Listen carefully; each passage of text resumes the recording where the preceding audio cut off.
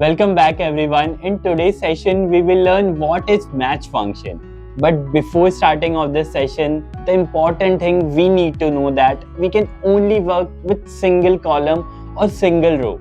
Like we just can't give an array like we used to give in VLOOKUP because it will get confused between which value to pick up from the array.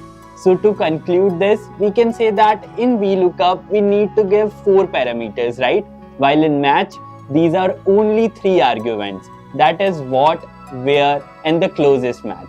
So without waiting any further, let's get started. So the basic difference between VLOOKUP and match is VLOOKUP returns the value and match returns the row or the column number. The Excel definition for match is lookup value, lookup array, and match type. And the simple definition, which I have mentioned earlier, it is what, where, and the closest match. Now let's work in a few examples. Equals to match, and if I want to know what is the row for the mark, I'll just use this formula.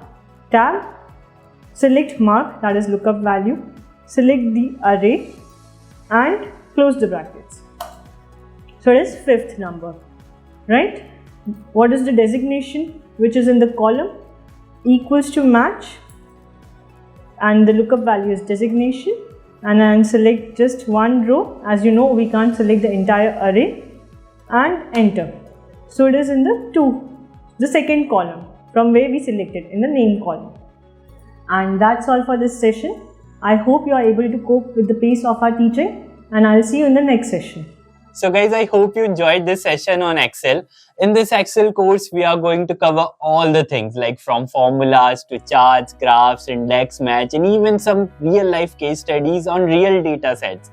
I hope you guys will feel more confident on your Excel skills after this. But remember, practice makes you the perfect. So don't hesitate at all to try out what you have learned.